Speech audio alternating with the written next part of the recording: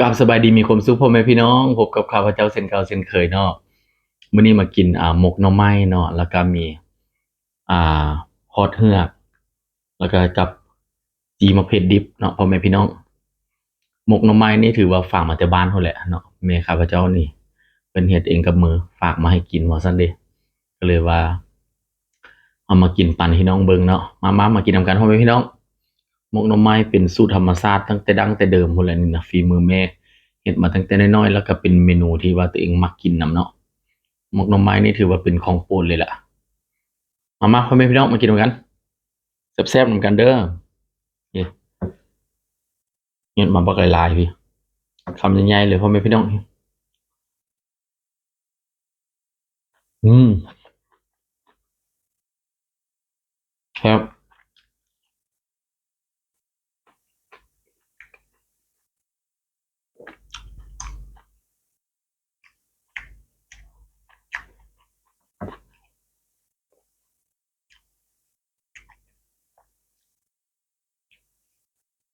อืม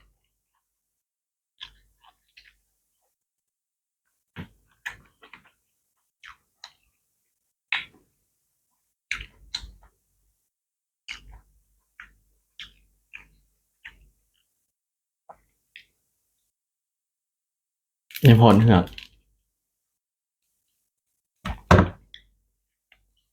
อืม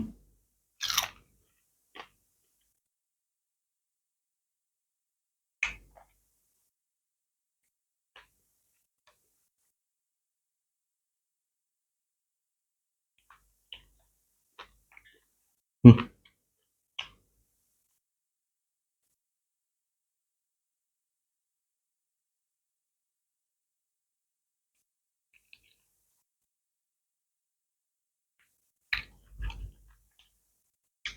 กับจีมักเผ็ดแซ่บแซ่บ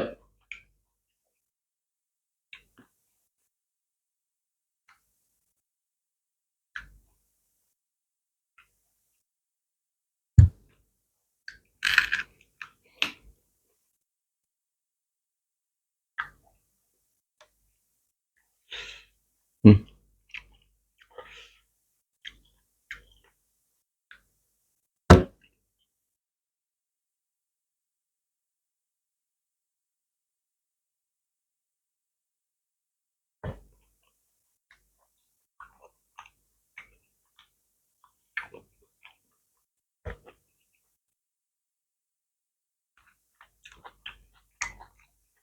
เข้ากันกินจีมักเผ็ดใส่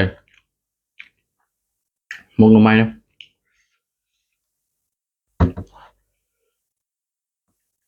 อืม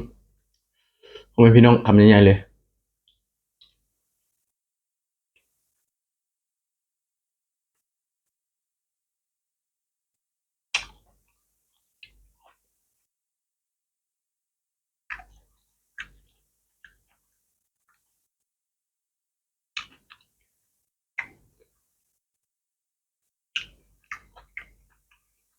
เป็นเมนูหนึงที่ว่าเขาเอิ้นว่าเป็นอาหารพื้นบ้านเนาะ มันฝากมาแต่บ้านแม่ฝากมาเพิ่นเฮ็ดสำเร็จมาแล้วนี่นะมีแต่ไข่กินเลยเนาะคือว่าอาหารต่างแขวงกันแนวนี้แหละพ่อแม่พี่น้องอาหารหลักเนาะกินตามธรรมชาติ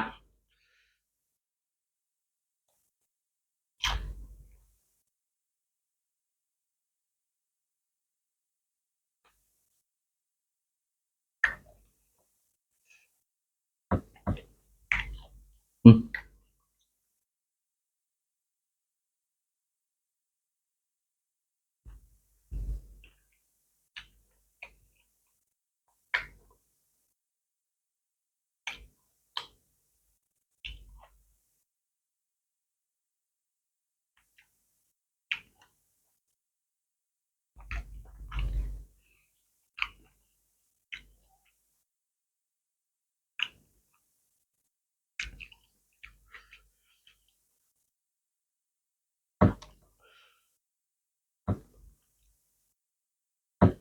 อืม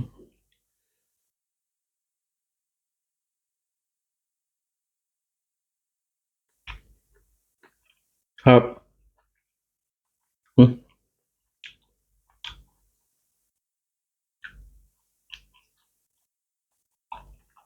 เข้ากันพ่อแม่พี่น้อง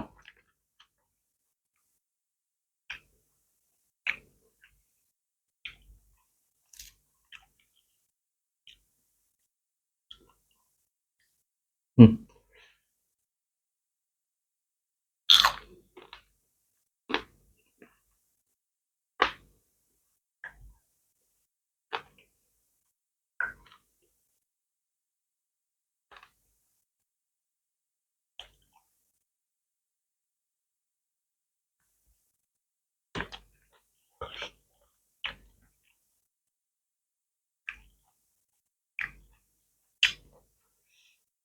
เข้ากับอ่อนๆพ่อแม่พี่น้องเอาเนาะ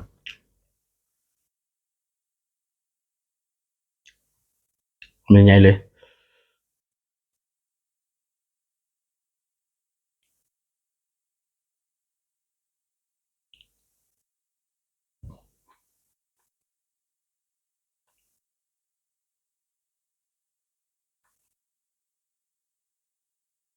อืม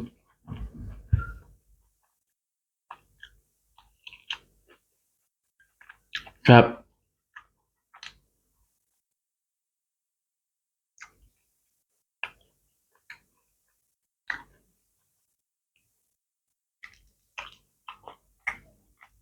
อืม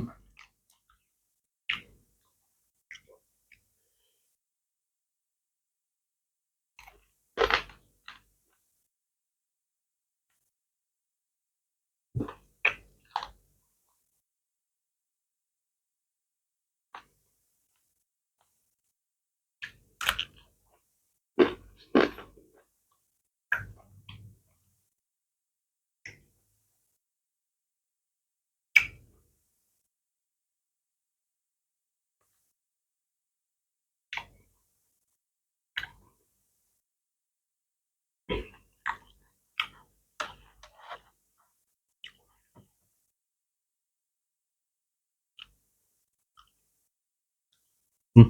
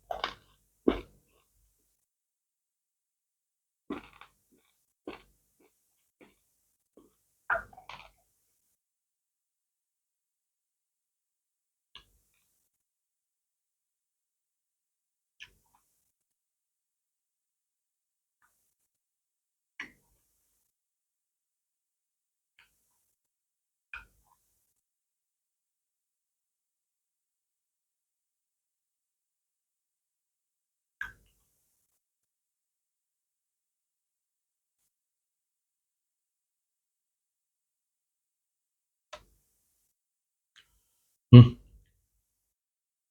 ทำยังไงเลย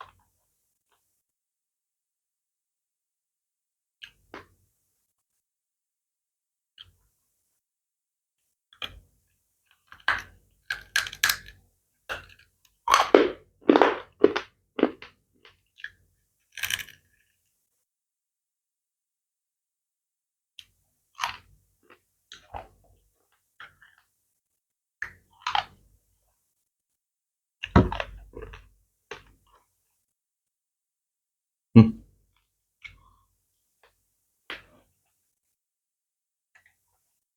ใช่พ่อแม่พี่น้อง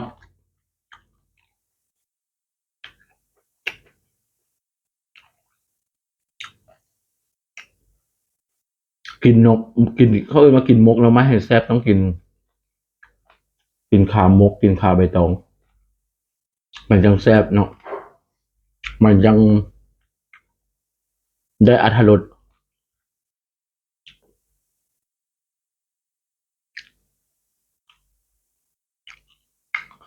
อิ่มแล้วพ่อแม่พี่น้องมาฮอดนี่ต้องขอตัวลาไปก่อนเนาะต้องขอบใจหลายๆเนาะสำหรับการกดไลค์คอมเมนต์เนาะกดติดตามทุกคลิปทุกไลค์ทุก Subscribe เนาะที่ว่าเห็นให้อยากอัดแบบนี้ให้พ่อแม่พี่น้องเบิ่งไปยาวๆซินะเนาะเป็นกำลังใจอีกแห่งหนึ่งว่าซั่นซะเนาะขอบใจหลายๆพ่อแม่พี่น้องไปก่อน